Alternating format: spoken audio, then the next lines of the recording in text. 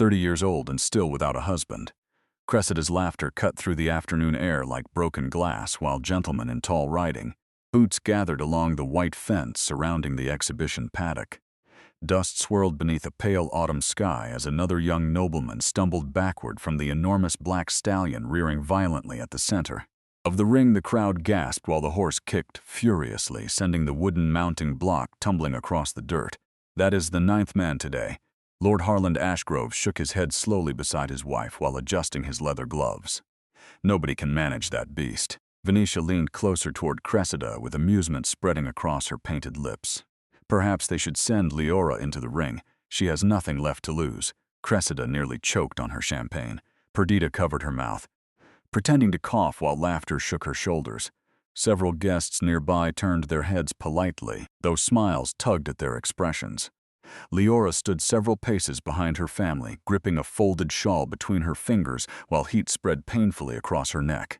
She had learned years ago to keep her face perfectly still during these moments. Reaction only invited worse. Then Lord Harland turned his head slightly, just enough for his voice to reach her without facing her directly. "Every daughter in this family has brought something valuable to our name." His pause carried weight heavier than silence. "Every daughter except one." The crowd's attention returned to the paddock as another rider attempted to approach the stallion from the left side, speaking gently with outstretched hands. The black horse stamped the earth twice before lunging forward with such fury that the man threw himself over the fence to avoid being trampled. Nervous laughter rippled through the spectators. Nobody noticed Leora stepping slowly away from the crowd. Nobody noticed her moving quietly toward the side gate of the paddock while her sisters continued mocking her from behind decorated fans. Nobody noticed anything at all until the stallion stopped. The enormous animal, trembling with rage only seconds earlier, turned its massive head toward the far edge of the ring. Its ears shifted forward, its breathing changed. Then, without any command or gesture, the black stallion walked, slowly, directly, straight toward the woman everyone had already forgotten was standing there. The entire exhibition fell silent. But before we continue, if you enjoy powerful emotional stories filled with heartbreak, jealousy, betrayal, and breathtaking vindication, make sure you like this video and subscribe to the channel. And if you truly want to support us, you can use Super Thanks below. Your support helps us continue creating these unforgettable stories for you every single day. Now, let us continue. Leora Ashgrove had not always been invisible. There had been a time when her laughter carried through the morning rooms of Ashgrove Manor as naturally as sunlight falling through the tall eastern windows. There had been a time when her name appeared at the top of every invitation list across the county, when young gentlemen adjusted their cravats nervously before approaching her father for introductions, and when Lady Margot herself personally selected fabrics for her eldest daughter's gowns each season. That time felt like another lifetime now. Ashgrove Manor stood among the finest estates in the western counties.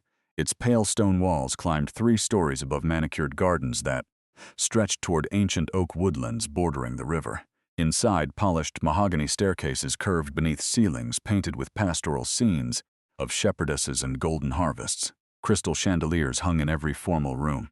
Portraits of 5 generations of Ashgrove ancestors lined the grand corridor, their stern faces watching silently over a family obsessed with legacy. Lord Harland Ashgrove governed the household with the precision of a military commander inspecting his regiment. Every dinner seating arrangement required his approval. Every guest received careful evaluation based on title, fortune, and political usefulness before receiving an invitation. Marriage was not a matter of affection inside Ashgrove Manor. Marriage was strategy. Marriage was reputation. Marriage was the only currency daughters were expected to produce, and Leora had failed to produce it. At 30 years old, unmarried, she occupied a strange position within the household. She was not a servant, yet she performed more domestic labor than most of the paid staff. She was not a guest, yet she hovered at the edges of gatherings like someone unsure whether they had been invited. She was not disowned, yet her father had stopped introducing her to visitors nearly 2 years ago. Each morning began the same way. Leora rose before dawn to inspect the kitchens where cook needed assistance planning meals for whichever guests Lord Harland had invited that week. She arranged flowers throughout the main rooms. Because Lady Margot insisted, fresh arrangements appeared daily, but never remembered to instruct the servants herself. She reviewed household accounts that her mother found tedious and her sisters considered beneath them entirely. By the time breakfast arrived, Leora had already worked for 3 hours. Her sisters descended the staircase at 9:30, dressed in embroidered morning gowns, expecting tea poured at the perfect temperature and bread still warm from the oven. None of them ever wondered who had made those small comforts possible. During afternoon gatherings, Leora occupied whatever chair sat farthest from the conversation. She wore the same rotation of modest dresses, all dark blues and grays, while her sisters sparkled in silks and imported lace. When guests addressed her, they often mistook her for a companion or a governess visiting from another household. The first few times it happened, the mistake had stung badly. Now she simply corrected them quietly and continued pouring tea. Society's whispers followed her everywhere. During church services, older women studied her with the fascinated pity usually reserved for widows who had lost everything in fires. After Sunday sermons, wives gathered near the vestry entrance and lowered their voices the moment Leora walked past. Such a waste, one woman murmured behind her hymnal during a harvest festival service. She was quite admired once, if you can believe it. Her companion shook her head sadly. Beauty only holds the door open for so long. Eventually it closes whether you have walked through or not. Leora kept walking as though she had heard nothing. She had become remarkably skilled at hearing nothing. At home, the cruelty arrived without disguise. Cressida, the second eldest at 27, treated Leora with the casual contempt of someone who believed her own beauty guaranteed a brilliant future.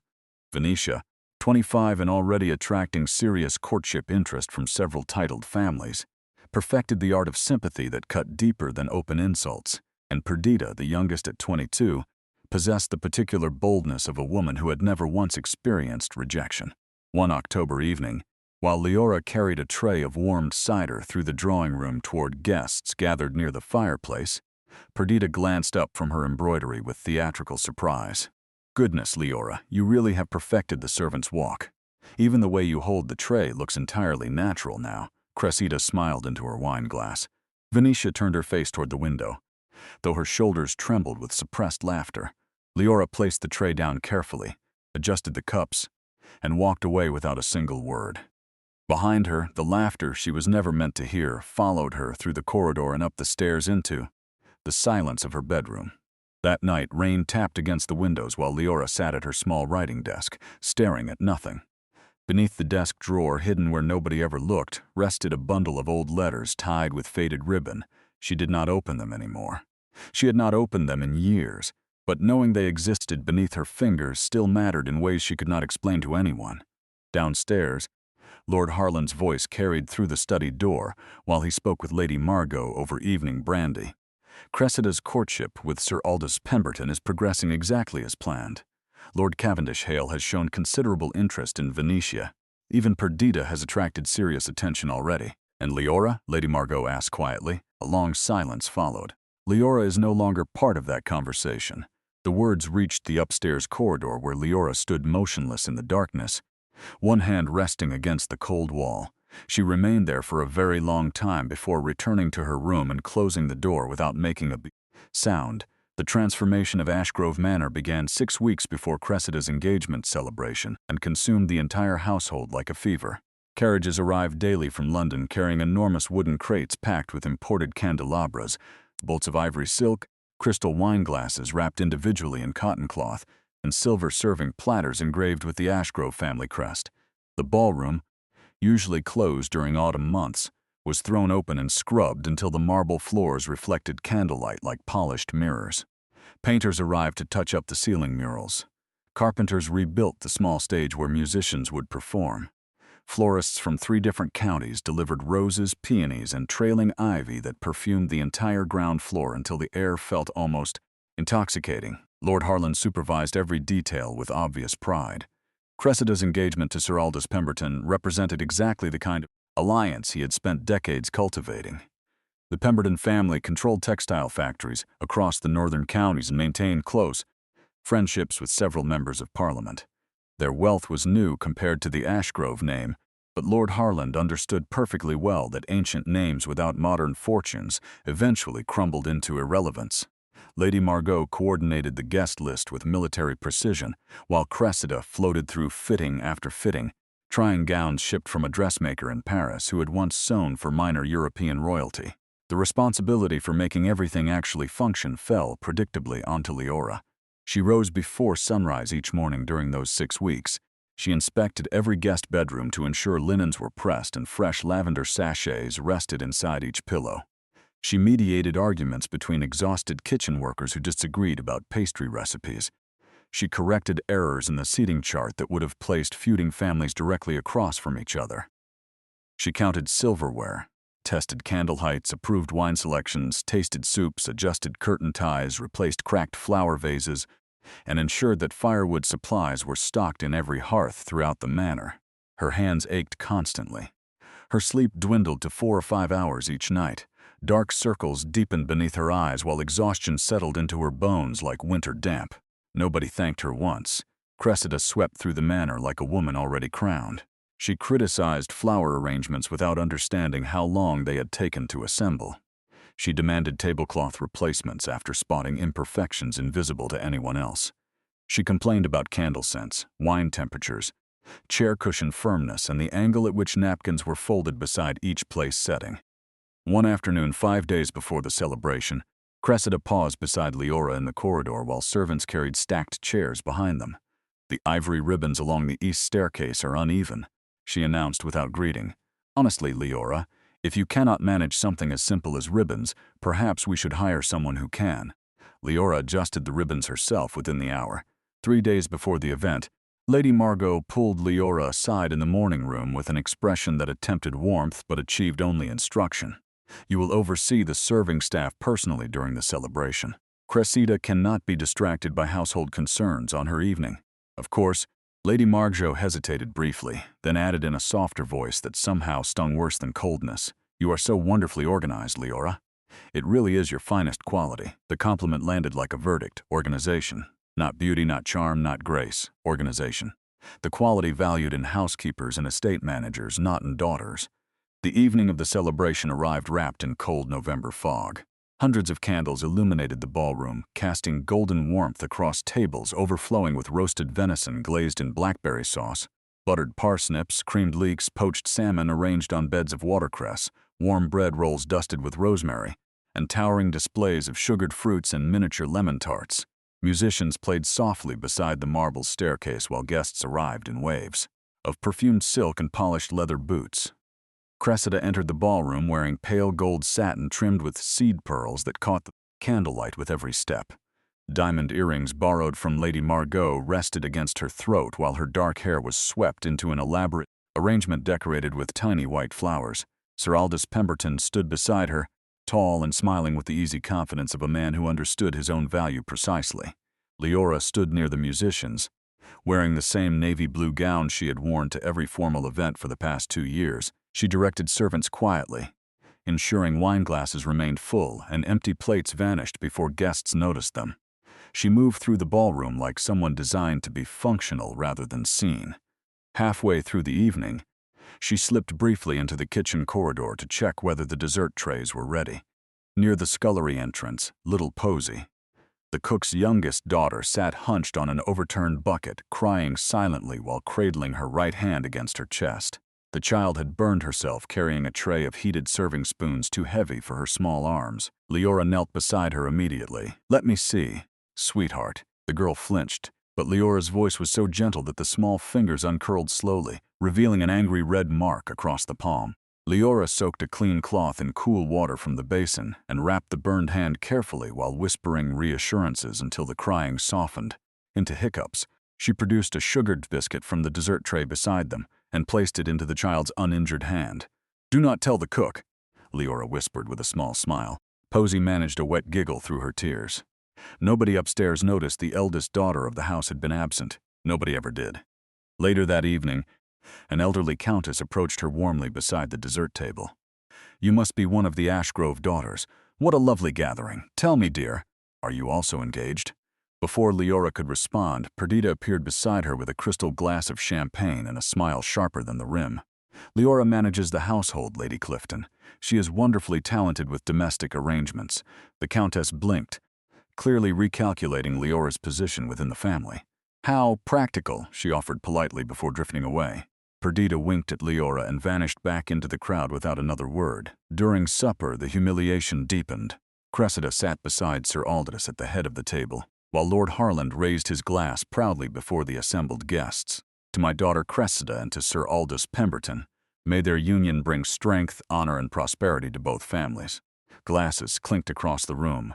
Applause followed while Cressida beamed radiantly beneath the chandeliers. Then Venetia leaned toward Leora with a gentle expression that fooled everyone watching except Leora herself. "Do not feel overlooked, dear sister.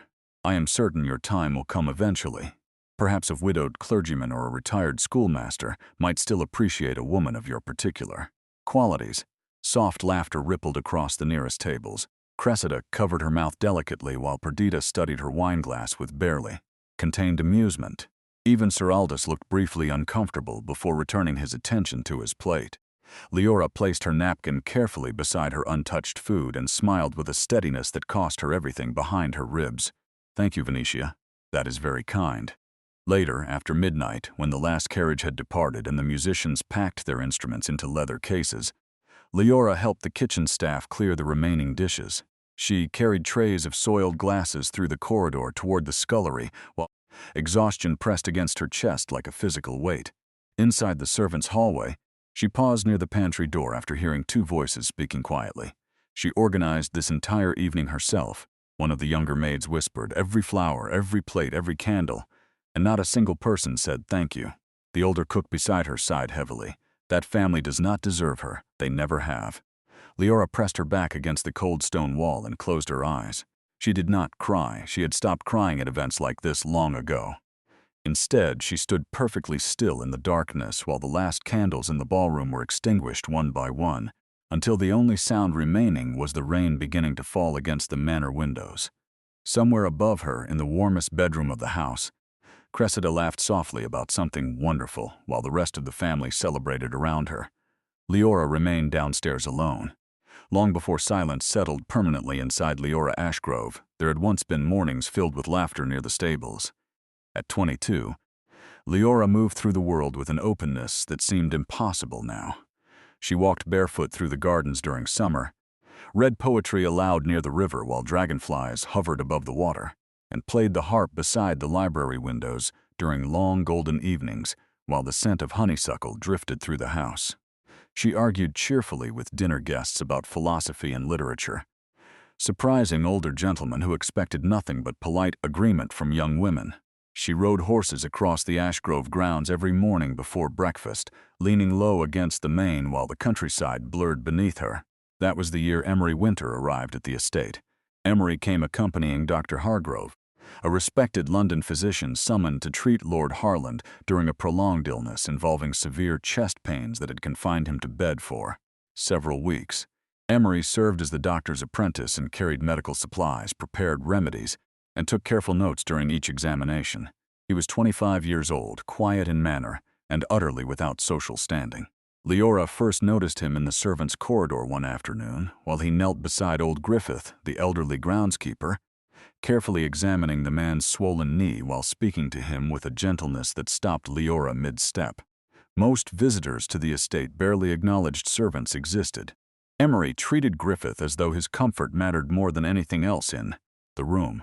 Their first real conversation happened the following evening inside the library.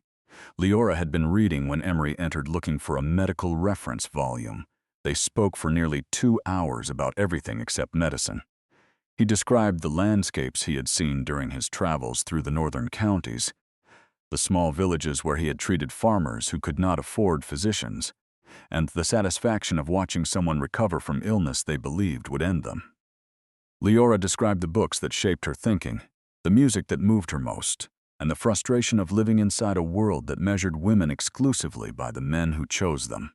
Nobody had ever listened to her the way Emery listened.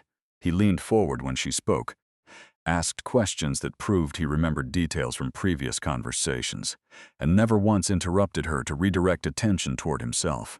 By the third week, Leora waited for his visits with an anticipation she refused to name aloud. They walked together along the river path beneath canopies of autumn leaves turning copper and gold. He brought her wildflowers pressed between pages of his medical journals. She played the harp for him one evening while rain fell softly outside, and when she finished, the silence between them held a warmth that neither of them needed to explain. For the first time in her life, Leora felt chosen for something deeper than appearance or family name. He saw the restlessness beneath her composure. He saw the intelligence she had learned to soften around men who found it threatening. He saw her entirely.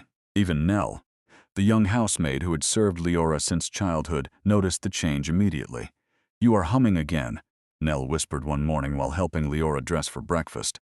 "You stopped humming years ago." Leora smiled and said nothing, but the blush that warmed her cheeks answered clearly enough. Happiness inside Ashgrove Manor never survived discovery. One rain-soaked evening, Lord Harland returned unexpectedly to the library after recovering enough to resume walking the estate and found Leora and Emery seated together near the fire. Emery had been reading aloud from a volume of verse while Leora listened with an expression that revealed everything she had tried to conceal. Lord Harland said nothing in the library. He waited until that night. His voice carried through the study walls with a force that made servants freeze in the corridor outside. "You entered my home under professional obligation and used that access to pursue my daughter. Do you understand what that means for a man of your position?" Emery stood without flinching. "I love her, my lord. That is not an offense, love." Lord Harland pronounced the word as though it carried disease. Love does not maintain estates. Love does not protect reputations built across 5 generations. You offer my daughter nothing except poverty dressed in pleasant conversation. Leora begged from the doorway. She pleaded with her father to listen, to consider character above title, to understand that genuine feeling held value beyond financial calculation. Lord Harland refused to look at her while he spoke.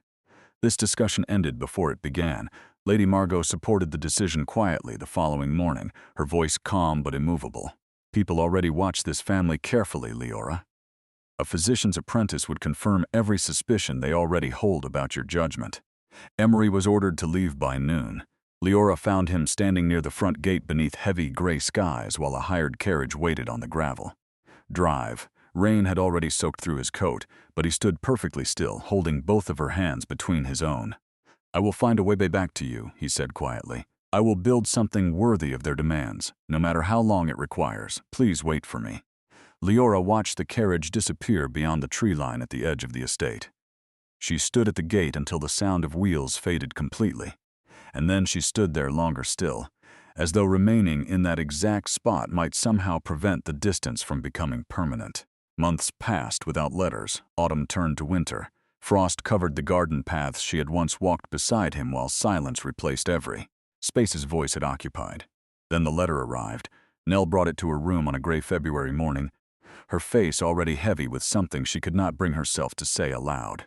Leora opened the envelope with steady hands.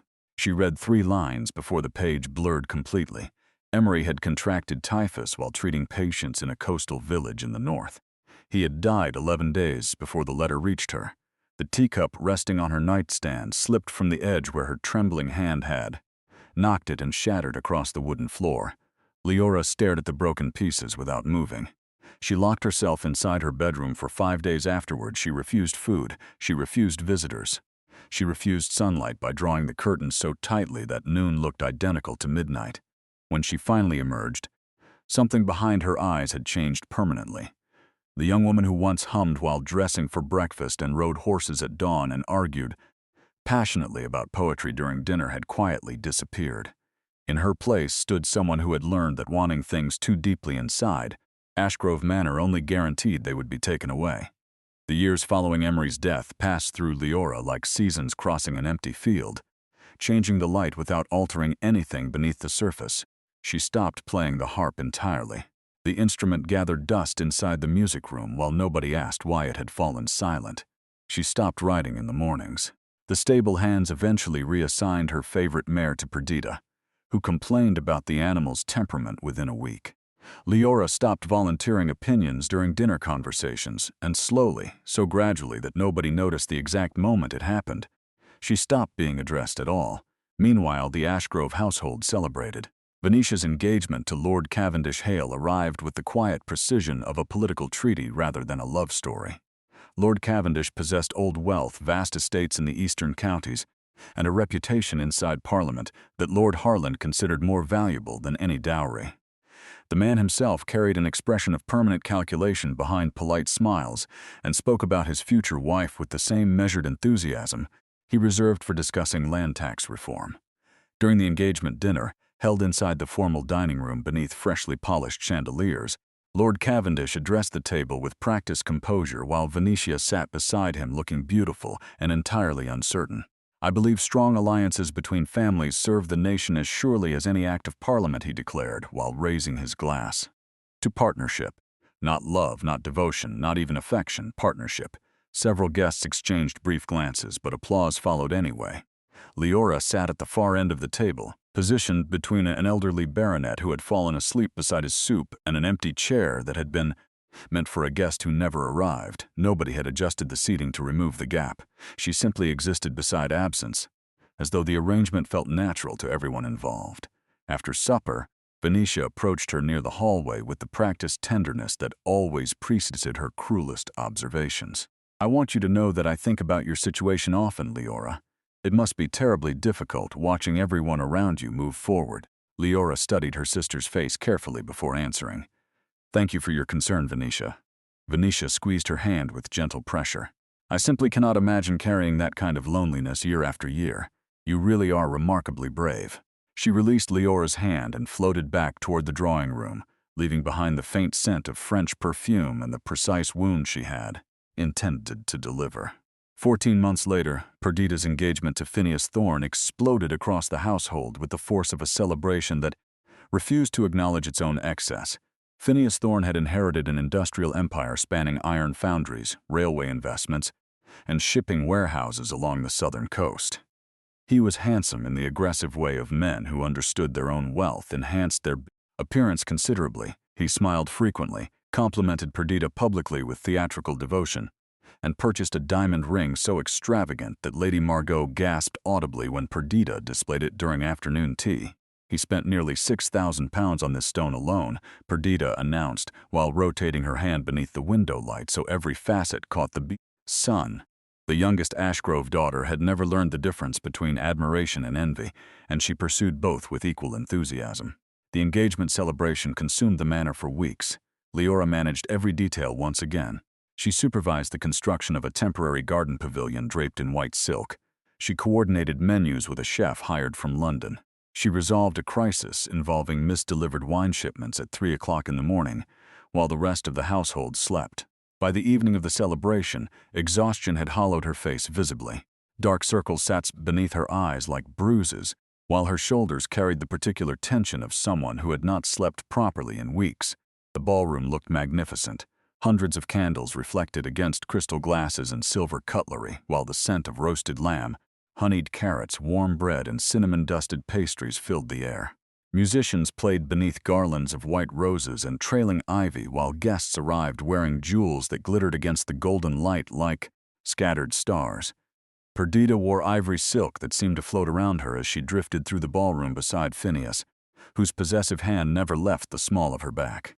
Cressida attended with Sir Aldous, though Leora noticed Cressida's smile had grown thinner in recent months, and her husband's eyes wandered toward the wine table with increasing frequency. Venetia arrived beside Lord Cavendish, who spent the majority of the evening discussing tariff legislation with Lord Harland, while his wife sat silently beside an untouched glass of champagne. During supper, Perdita stood and raised her crystal glass with the assurance of someone who had never once considered that attention might not belong to her. Automatically. 3 daughters married brilliantly, she declared, with shining eyes, turning toward Lord Harland. 3 successful alliances for the Ashgrove name. Lord Harland lifted his glass with unmistakable pride to the future of this family. Glasses clinked across the room. Nobody corrected the number. Nobody acknowledged that 4 daughters existed inside the Ashgrove family and only 3 had been counted. The absence of Leora's name hung over the table like a chair removed before guests arrived, noticeable only to those willing to look at the empty space.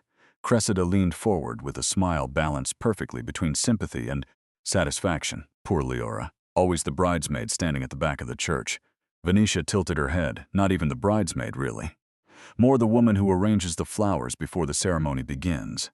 Perdita laughed brightly while several guests shifted uncomfortably in their seats. Leora placed her fork down beside her plate with absolute care, as though the precise angle of the silverware mattered more than anything else in the room. She excused herself with a smile that cost her the last reserve of composure she possessed, and walked out of the ballroom before anyone. could see what was breaking behind her expression. She made it as far as the garden wall before the tears came. Rain had begun falling sometime during supper, and cold water struck her face and shoulders as she pressed both hands flat against the wet stone and bent forward, struggling to breathe through the pressure collapsing inside her chest. She had survived years of whispered pity, public mockery, and quiet exclusion. She had survived grief that nearly destroyed her entirely. But hearing her own father toast 3 daughters as though the 4th did not exist, broke something that silence and composure could no longer hold. Together, inside the manor, through the rain and the stone and the distance, she heard laughter continuing without her. Later that night, long after Leora had dried her face and returned to her bedroom without anyone noticing her absence, she overheard Lord Harland speaking with Lady Margot through the partially open study door. "I have written to your sister in Devonshire. The cottage near the coast remains available. Leora could relocate quietly before the next season begins." Lady Margot's was silent for a moment. "People have begun to talk, Harland. Her presence here raises questions we cannot answer comfortably anymore." "Then it is decided," Lord Harland replied. "The sooner the better." Leora stood frozen in the darkened corridor, her hand pressed flat against the wall for balance. They were sending her away. Not because she had failed at anything. Not because she had shamed the family through scandal or recklessness. Simply because her existence, unmarried and unmatched, embarrassed them too deeply to tolerate any longer. She returned to her bedroom and sat on the edge of her bed without lighting a candle. The bundle of Emery's letters still rested beneath the writing desk drawer where she had kept them for years. She did not reach for them tonight. Tonight, even memory felt like something she no longer deserved. Across the western counties of England, the name Soren Vale carried a weight that most men spent entire lifetimes failing to accumulate. His estates stretched across 3 counties, encompassing thousands of acres of ancient woodland, working farmland, iron quarries, and a private harbor that generated more annual revenue than several smaller noble families combined. Dunmarron Hall, his ancestral seat, stood on a cliff overlooking the Atlantic, where storms rolled inland with a violence that matched the reputation of the man who lived there. The house itself was enormous. Dark granite walls rose 4 stories above gardens that remained wild and uncultivated by deliberate choice, as though the Duke preferred his surroundings to reflect honesty rather than performance.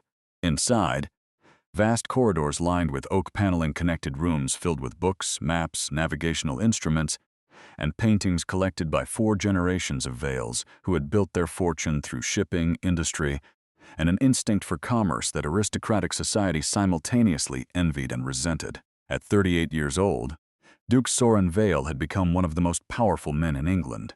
Politicians consulted him privately before proposing trade legislation. Bankers adjusted interest rates after studying his investment patterns. Military officials respected his judgment on naval matters because the Vale shipping fleet had provided vessels during wartime more than once. Yet for all his influence, Soren Vale was known primarily for 2 things. The first was his absolute refusal to participate in the social rituals that governed aristocratic life. He declined invitations to balls, ignored requests for introductions from ambitious families, and attended Parliament only when legislation directly affected his commercial interests. London society considered him impossibly difficult. Mothers with eligible daughters considered him a challenge worth any humiliation. The second thing Soren Vale was known for was Tempest. The black stallion had arrived at Dunmarron Hall 3 years earlier, purchased from a breeder in the north who warned the Duke's stable master that the animal had never accepted a rider and had injured 2 trainers, severely enough to end their careers. Soren purchased the horse anyway after watching it for less than 5 minutes.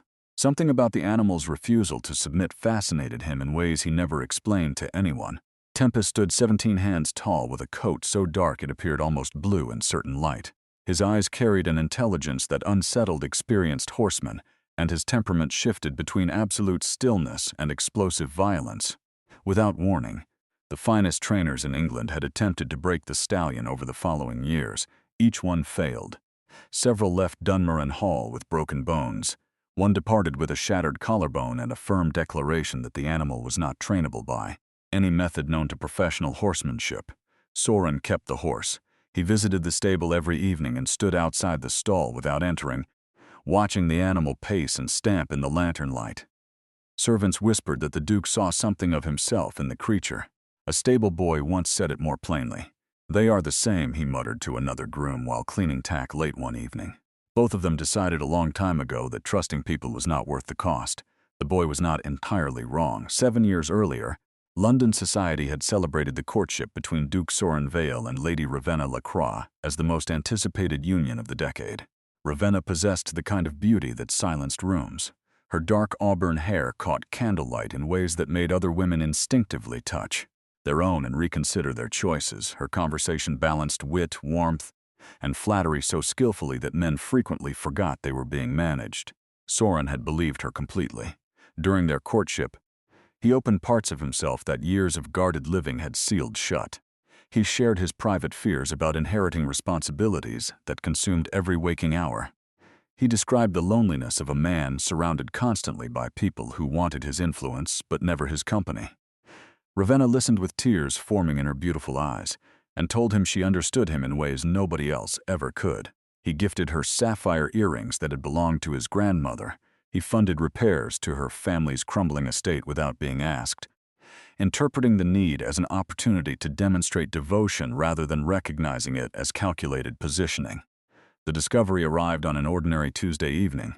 Soren had returned to Ravenna's family estate unexpectedly after a business meeting concluded.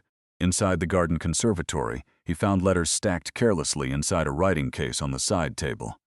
18 letters exchanged over 14 months with Lord Desmond Calloway, written in language that left no ambiguity about the nature of their relationship.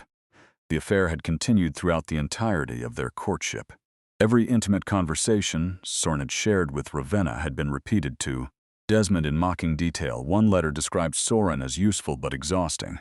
Another referred to his emotional openness as almost embarrassingly sincere for a man of his position. Their final conversation lasted less than 3 minutes. "You were never going to choose me," Soren said quietly, his voice carrying no anger, only the flat certainty of someone confirming something he should have recognized months earlier. Ravenna did not deny it. Instead, she studied him with an expression balanced between guilt and something uncomfortably close to pity. "You offered security, Soren." Desmond offered excitement. "Surely you understand the difference." He left without responding. The humiliation that followed proved worse than the betrayal itself. London society absorbed the scandal eagerly. Noble women whispered behind opera glasses while gentlemen exchanged knowing glances at their clubs. The powerful Duke of Dunmarin, fooled completely by a beautiful woman exploiting his loneliness, he withdrew almost entirely after that season. Dunmarin Hall became a fortress of silence where business continued efficiently, but human connection stopped at the estate gates. Women pursued him relentlessly regardless. Ambitious mothers manufactured chance encounters at the rare events he attended. Young noble women performed elaborate displays of charm and availability whenever he entered a room. He responded to all of them with the same polite distance that society interpreted as coldness and that Soren understood simply as self-preservation. His mother, the Dowager Duchess Heloise, watched the isolation deepen with growing alarm. She visited Dunmarin Hall one winter evening and found her son sitting alone beside the study fire with an untouched supper tray on the desk. "You cannot build walls around yourself forever and call it wisdom," she said gently while settling into the chair across from him. Soren continued reading without looking up. "I am not building walls, I am recognizing patterns." Heloise studied her son's face carefully. The sharpness that had once been confidence had calcified into something harder and more permanent over the years. Exhaustion lived permanently beneath his eyes. She was one woman, Soren, not a verdict on the entire world.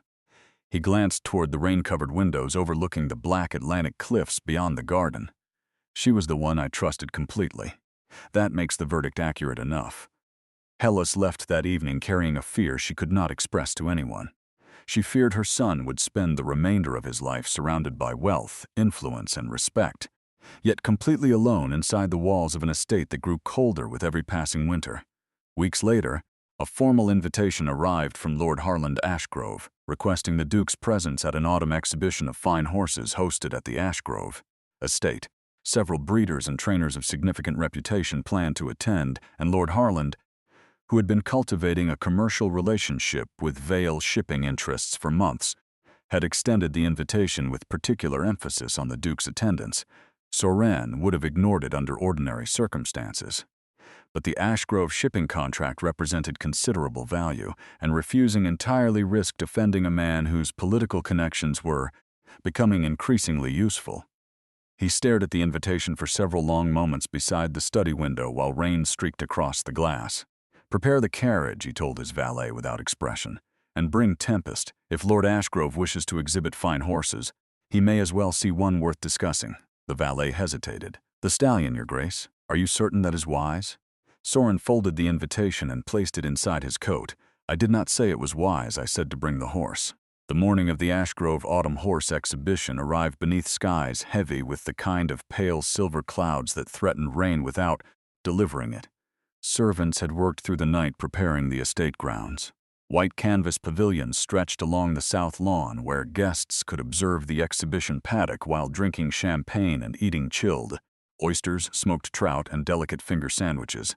Grooms in polished boots led thoroughbreds along the gravel paths while breeders discussed bloodlines with the authority of men who believed horses existed primarily to prove their owner's importance. Lord Harlan moved through the crowd with visible satisfaction. Several members of Parliament attended. 2 banking families had sent representatives. The guest list read like an inventory of commercial opportunity. Leora had overseen every preparation naturally. She had organized the catering, coordinated stable schedules, and managed overnight guest accommodations. By the time guests began arriving, her hands ached and exhaustion pressed behind her eyes like a dull headache that refused to lift. She stood near the far end of the paddock fence, deliberately positioned away from the main gathering, wearing the same dark blue dress she wore to every public event. Her sisters occupied prominent positions beneath the central pavilion beside their husbands, dressed in silken jewels that caught the autumn light brilliantly. Lady Margot circulated among guests with rehearsed grace, while Lord Harland personally greeted every visitor of consequence. Nobody greeted Leora. She had not expected them to. The atmosphere shifted shortly before midday when a large black carriage appeared on the main drive, followed by a separate horse transport that drew immediate attention from every groom and breeder on the grounds. Word spread through the gathering with visible electricity. "The Duke of Dunmarron has arrived. He has brought the Stallion." Conversations paused across the lawn. Lord Harland straightened his coat and moved toward the entrance with an urgency he normally reserved for political emergencies. Lady Margot gripped Cressida's arm with sudden intensity. "Stand tall, all of you. Smile. Do not appear nervous." Soren Vale stepped down from his carriage without ceremony. He wore a dark riding coat that emphasized the severity of his expression, while his sharp eyes surveyed the estate grounds with detached assessment. He greeted Lord Harland with formal courtesy that carried no warmth beyond professional obligation. Behind him, stable hands carefully guided Tempest from the horse transport using long lead ropes held at cautious distance. The Stallion emerged into daylight with a presence that silenced the nearest spectators immediately. His black coat gleamed with the deep sheen of polished obsidian while muscles shifted visibly beneath the skin with every step. Within the hour, the exhibition's original program had been quietly abandoned. Every guest wanted to see Tempest. Several confident gentlemen wanted to prove they could handle the animal that had reportedly defeated every professional trainer in England. The first man, a cavalry officer with 15 years of experience, entered the paddock with calm authority and extended his hand toward the Stallion. S-muzzle Tempest remained motionless until the man stepped within arm's reach, then exploded sideways with such violence that the officer stumbled backward over the fence railing while spectators gasped. A second man tried speaking softly while approaching from the left. The Stallion kicked the wooden mounting block across the ring with enough force to crack it in half. A third brought sugar cubes and gentle words. Tempest reared so dramatically that 2 women in the pavilion screamed and spilled champagne across their dresses. By the 6th failed attempt, nervous laughter had replaced genuine confidence. Men joked about the animal being possessed while secretly nursing bruised pride. Soren watched from beside the fence with an expression that betrayed nothing, though something that might have been grim satisfaction flickered briefly across his features. Lord Harland shook his head beside his wife. Magnificent creature, but completely ungovernable. Perdita leaned toward Cressida with amusement sharpening her voice. "Perhaps they should send Leora into the ring. She has nothing else to occupy her time." Cressida laughed. Venetia turned away to hide her smile behind a gloved hand. Between attempts, a loud crash drew attention near the refreshment pavilion. A young servant carrying a tray stacked with crystal champagne flutes had caught her foot against a tent rope and fallen hard onto the grass. Glass shattered in every direction while pale liquid soaked across the white tablecloth draped over the display table. The girl lay trembling among the broken shards, too frightened to move, while several nearby guests stepped backward with expressions of sharp irritation. "Clumsy thing," one woman muttered while brushing champagne droplets from her sleeve. Before anyone else reacted, Leora was already kneeling beside the girl. "Careful, do not move your hands. There is glass everywhere." She spoke quietly enough that only the servant could hear, gently lifting the girl's wrist to check for cuts while shielding her from the disapproving stares with her own body. A thin line of blood ran across the girl's palm. Leora wrapped it firmly with a handkerchief from her own pocket and helped her stand, guiding her away from the broken glass toward the kitchen entrance with one arm steadying the girl's shaking shoulders. Nobody applauded. Nobody commented. The guests returned their attention to the paddock within seconds. But from across the exhibition grounds, Soren Vale had watched every moment without blinking. Nobody noticed Leora leave her position near the far fence shortly afterward. She had not planned to approach the paddock. She had been walking toward the kitchen entrance to check on the afternoon refreshment service when the sound of the stallion's distressed breathing stopped her near the side gate. The animal stood alone in the center of the ring, trembling with agitation after the seventh stranger had attempted to force a bridle over his head. Sweat darkened his flanks while his nostrils flared rapidly with each breath. Leora stood at the gate watching the horse for a long moment. Then, without conscious decision, she unfastened the latch quietly and stepped inside the paddock. She did not walk toward the stallion. She simply stood still, several paces inside the ring with her hands resting openly at her sides. She did not speak. She did not extend her hand or make any gesture of approach. She breathed slowly and waited. The stallion's ears shifted forward. His rapid breathing began to slow. For nearly 36 seconds, neither of them moved. Then Tempest turned his massive body and walked, slowly, deliberately, across the paddock, past the broken mounting block, past the scattered sugar cubes and abandoned lead ropes, directly toward the woman standing quietly near the gate with nothing in her hands except stillness. The stallion stopped less than a foot from Leora and lowered his great dark head until his muzzle rested gently against her open palm. The exhibition grounds fell completely silent. Soren Vale stared from across the paddock without blinking. Something behind his ribs shifted with a force he had not felt in 7 years. Every woman at this exhibition had performed for his attention since the moment he arrived. Every man had demonstrated confidence and control designed to impress him. And the only person who had moved the untouchable creature was the same woman who had knelt beside a frightened servant minutes earlier, wearing a faded dress, who had not been trying to impress anyone at all. In the days following the exhibition, something changed inside the Ashgrove household with a speed that made Leora feel as though she had stepped through a door into a house she did not recognize. It began with the visits. Duke Soren Vale returned to the Ashgrove estate 4 days after the exhibition, requesting a brief meeting with Lord Harland regarding shipping contracts. The meeting lasted 20 minutes. Afterward, Soren asked whether Miss Ashgrove might be available for a short walk through the grounds, as he wished to discuss the methods she had used to approach his stallion. Lord Harland nearly knocked over his brandy glass in his eagerness to arrange it. They walked for over an hour along the river path while autumn leaves drifted across the water around them. Leora explained honestly that she had used no method at all. She had simply recognized an animal overwhelmed by noise, aggression, and unfamiliar hands and had offered him the opposite. Silence, patience, the absence of demand. Soren listened without interrupting. When she finished, he was quiet for several paces before speaking.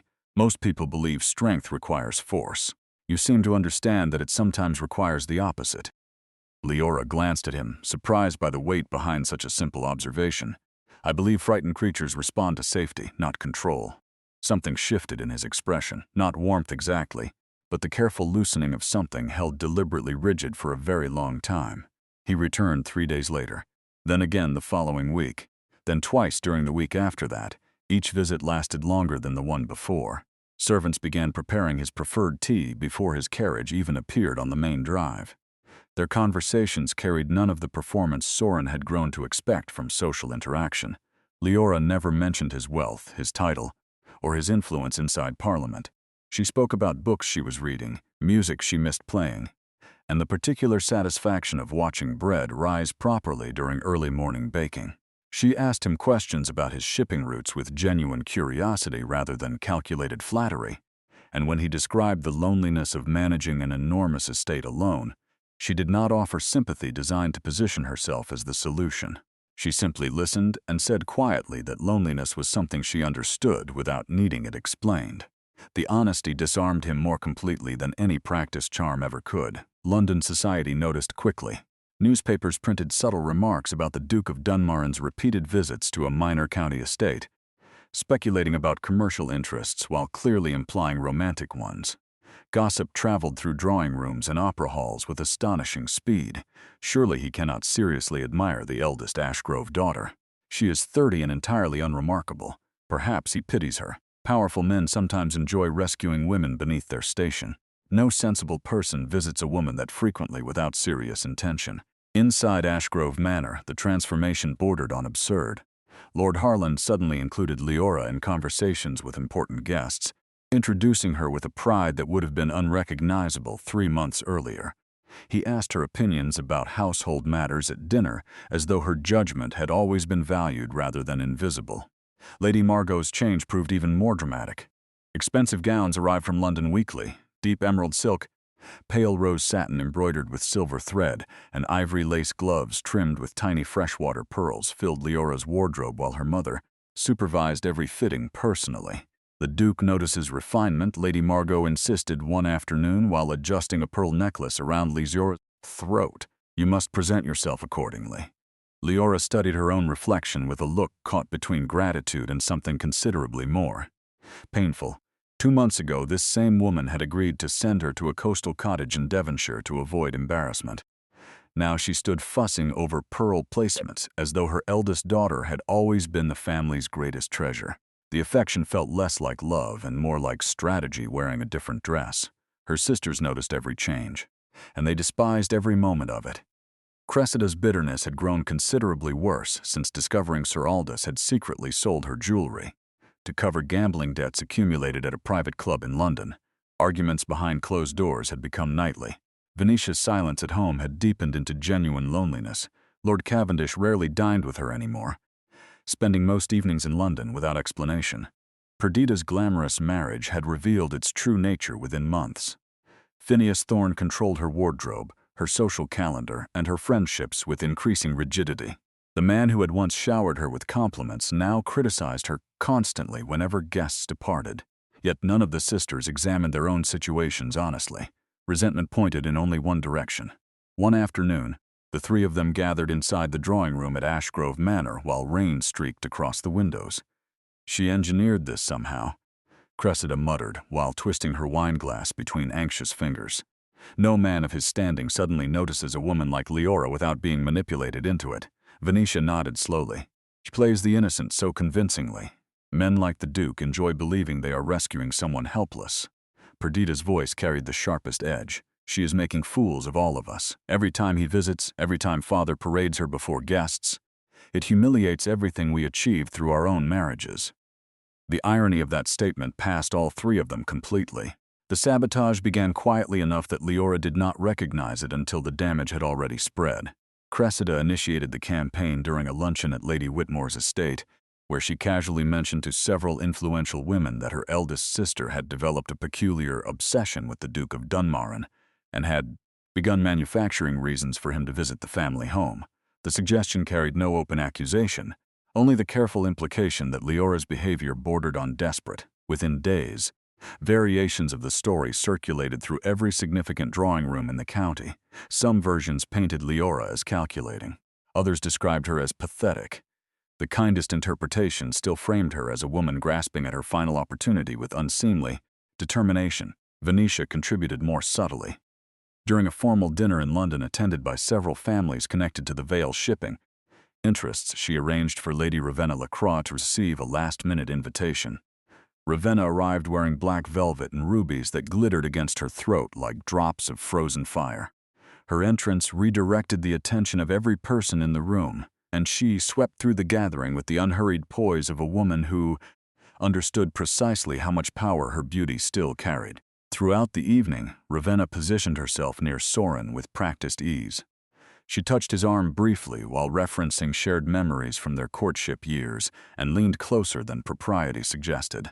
Leora watched from across the room, seated between two elderly gentlemen discussing crop rotation. She said nothing. She asked nothing, but something tightened painfully inside her chest as she watched the most beautiful woman she had ever seen speak to the man whose visits had become the only part of her week she looked forward to. Then Ravenna leaned towards Soren with an expression of tender concern. "You seem different lately." Soren, softer somehow. "I worry that someone may be taking advantage of your loneliness." Soren's expression did not change, but his voice dropped to a temperature that made nearby conversation pause. "You confuse loneliness with standards, Ravenna. Mine simply improved after you demonstrated exactly what I should avoid." The rejection landed visibly. Ravenna's composure fractured for a single second before she recovered her smile and drifted away from him without another word. Across the room, Venetia's expression tightened with frustration. 3 days later, Soren visited Ashgrove Manor unexpectedly to retrieve estate documents he had left in Lord Harland's study during a previous meeting. The household was not expecting him, and as he walked through the corridor past the drawing room, familiar voices stopped him completely. Cressa's words carried clearly through the partially open door. "She follows him around like a lost animal hoping for scraps. It is painful to watch. A woman her age should understand when attention is given from pity rather than interest." Perdita laughed sharply. "The Duke will grow bored within the season. Men like him always do. And when he leaves, she will have humiliated the entire family even more thoroughly than her spinsterhood already has." Venetia's voice came quieter but no less precise. "Perhaps once this infatuation ends, Father will finally send her to Devonshire where she belongs." Soren stood rigid in the corridor. His jaw tightened until the muscles along his neck became visible. Then he pushed the door open without knocking. The three sisters froze as though the temperature had dropped 30 degrees in a single heartbeat. Soren's voice remained controlled, but every word carried the kind of authority that made powerful men reconsider their positions during parliamentary debates. "I have listened to enough. What precisely has Miss Ashgrove done to deserve this cruelty from her own family?" Nobody spoke. Cressida's wineglass trembled in her hand. Perdita stared at the carpet with sudden intensity. Venetia pressed her lips together, so tightly they nearly disappeared. Soren continued without raising his voice. "She organized every celebration in this household without receiving a single word of gratitude. She endured public humiliation with more grace than anyone in this room has demonstrated in private. She treated servants with respect that most of you cannot manage toward your own sister." Lord Harland appeared in the doorway behind Soren, having heard the commotion from his study. Lady Margot stood beside him, her face pale with the particular expression of someone watching consequences arrive for choices they had hoped would remain invisible. Soren looked directly at Lord Harland. "You raised a daughter with more dignity, more patience, and more genuine character than any woman I have encountered in 20 years of navigating this society. And you treated her as though those qualities made her worthless because they could not be exchanged for a title or a fortune." The silence that followed was so complete that the sound of rain striking the windows filled the room like a pulse. Soren turned and walked out before anyone attempted a response. He found Leora an hour later. She had retreated to the garden bench near the old stone wall where wild climbing roses grew untended because nobody except Leora ever visited that corner of the grounds. Rain had stopped falling, but moisture still clung to every surface. Her eyes were red, but she was no longer crying when he reached her. She had heard enough through the open windows to understand what had happened. "No one has ever spoken for me before," she said quietly without looking at him. Her voice carried the exhausted disbelief of someone who had stopped expecting protection so long ago that receiving it felt almost frightening. Soren sat beside her on the wet bench without concern for his coat. For a long time, neither of them spoke. Rain dripped steadily from the rose thorns above them, while the garden held its breath around two people who had both spent years believing that trusting another person was the most dangerous thing a heart could do. Then Leora turned toward him. "Why do you keep returning here?" Soren studied her face for several seconds before answering. "Because you are the only person I have met who has never once tried to become someone other than who they are." Leora's eyes filled again, but she did not look away. The silence between them held a warmth that neither of them needed to explain, and for the first time in longer than she could remember, the warmth did not feel like something that would be taken from her. That evening, long after leaving the estate, Soren sat alone inside the study at Dunmerran Hall while firelight moved across the walls. Resting on the desk beside his untouched whiskey glass was a velvet box containing a diamond ring surrounded by pale sapphires that had once belonged to his grandmother. He had purchased the setting 3 weeks ago. He had been carrying the ring with him during every visit to the Ashgrove estate, since, tonight, watching her sit alone on that rain-soaked bench with more composure than most people managed in their finest hours, he understood that the decision had never actually been in question. The only question had been whether he was brave enough to trust again. He closed the velvet box and placed it inside his coat pocket. Then he began writing a letter to Lord Harland Ashgrove. The Harrogate Autumn Ball represented the most prestigious social gathering in the western counties. Held annually inside the grand assembly rooms of Harrogate House, the event attracted nobility, politicians, military officers, and wealthy industrialists from across England. Attendance required formal invitation from the Harrogate Committee, and rejection carried social consequences that ambitious families avoided at nearly any cost. The assembly rooms themselves were designed to overwhelm. Enormous crystal chandeliers descended from ceilings painted with mythological scenes, surrounded by golden clouds. Polished marble floors stretched across 3 interconnected ballrooms where orchestras performed on raised stages. Decorated with white lilies and trailing silver ribbons, long banquet tables overflowed with roasted venison, braised pheasant, poached lobster, warm bread rolls with salted butter, towers of glazed fruit tarts, and champagne that never stopped flowing. Leora had never attended the Harrogate Ball before. Lord Harland had stopped including her on formal invitation lists years ago, deeming her presence an unnecessary complication at events where eligible daughters were expected to attract interest rather than deflect questions about its absence. Tonight was different. Tonight, Lord Harland had personally ensured her name appeared on every document. Lady Margot had dressed her in silver silk embroidered with tiny crystals that caught the light with every movement. Her dark hair was arranged simply, without the elaborate constructions her sisters favored, and a single strand of pearls rested against her throat. She looked beautiful in a way that required no decoration to announce itself. Though the old insecurities returned, the moment she stepped inside the crowded ballroom and felt hundreds of eyes evaluate her from every direction. Too old, too plain, too desperate, the whispers she had carried inside her head for years spoke louder than the orchestra. Cressida attended beside Sir Aldous, whose complexion had grown ruddy from drinking and whose wandering attention no longer bothered to conceal itself in public. Venetia arrived with Lord Cavendish, who immediately separated from his wife to join a political discussion near the east fireplace, without looking back. Perdita entered beside Phineas Thorne, whose hand gripped her elbow with a possessiveness that several nearby guests noticed, with visible discomfort. All 3 sisters watched Leora from across the ballroom with barely concealed hope. They believed tonight, surrounded by younger women of superior beauty, reality would finally reassert itself. Ravenna arrived wearing deep sapphire velvet that made her auburn hair glow beneath the chandeliers. She glided through the assembly with practiced grace, and her eyes found Sorin the moment he entered. The Duke of Dunmerran appeared in the ballroom entrance without announcement. The assembly rooms quieted in waves as his presence registered across the gathering. Noble women straightened. Mothers adjusted daughters' postures with whispered instructions. Ambitious smiles appeared on faces that had been carefully neutral moments before. Sorin wore a dark formal coat that emphasized the sharp authority in his expression. He greeted the Harrogate hosts with brief courtesy and accepted a glass of champagne he did not drink. Women approached him in careful succession. Some praised his estates. Others complimented his political influence. Ravenna positioned herself along his path with practiced patience, her expression composed with quiet expectation. Sorin moved past all of them. Leora stood near the edge of the 3rd ballroom, holding a crystal glass she had not touched, watching the gathering with the quiet resignation of a woman accustomed to occupying spaces without, expecting them to make room for her. She had spoken to no one except a servant who had offered her a plate of lobster, which she declined politely.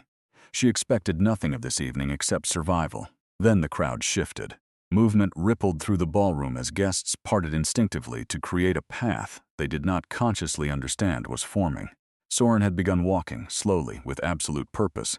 In his hand, visible to anyone close enough to notice, rested a small velvet box. Whispers ignited across the assembly rooms like fire catching dry paper. Is he walking toward the Lacroix woman? It must be Lady Ravenna. Look at her expression. Ravenna's smile widened carefully as Sorin moved in her direction. For 3 breathless seconds, the entire ballroom believed the Duke of Dunmerran was about to propose to the most beautiful woman in the room. He walked directly past her without a glance. He continued past every celebrated beauty. every ambitious daughter, every carefully positioned smile. The gathering's confusion became audible. Gasps escaped behind fans and gloved hands as the path he followed became unmistakable. He stopped directly before Leora. Complete silence consumed the ballroom. 300 guests held their breath beneath crystal chandeliers that seemed to brighten against the sudden stillness. Leora stared at him. Her fingers trembled against the crystal glass she had forgotten she was holding. Heat rushed across her face while her heartbeat hammered so forcefully she was certain every person nearby could hear it. Soren opened the velvet box slowly. Inside rested his grandmother's diamond, surrounded by pale sapphires that caught the candlelight and scattered it across Leora's silver gown like fallen stars. Then the wealthiest duke in England spoke words that no one in that ballroom had expected to hear. "Miss Leora Ashgrove," he said calmly, his voice carrying across the silent hall with the steady authority of a man who had never been more certain of anything. "I have spent years surrounded by people who valued beauty above character, wealth above kindness, and status above everything that actually matters." Nobody moved. Soren's eyes never left hers. "You knelt beside a frightened servant while others stepped away in annoyance. You comforted a burned child in a kitchen while your own family celebrated without noticing your absence. You stood in the rain alone after being humiliated and still returned inside with grace that would have broken anyone who possessed less strength." Cressida's face drained of color entirely. Perdita's lips parted, but no sound emerged. Venetia pressed a trembling hand against her stomach as though absorbing a physical blow.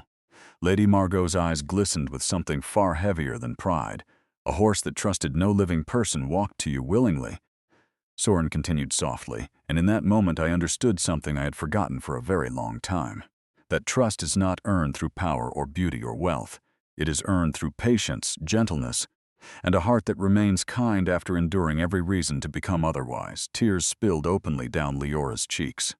Her hands shook so violently that the crystal glass slipped from her fingers and would have shattered against the marble floor if a nearby guest had not caught it instinctively. "There is no woman in England I admire more than you," Soren said finally.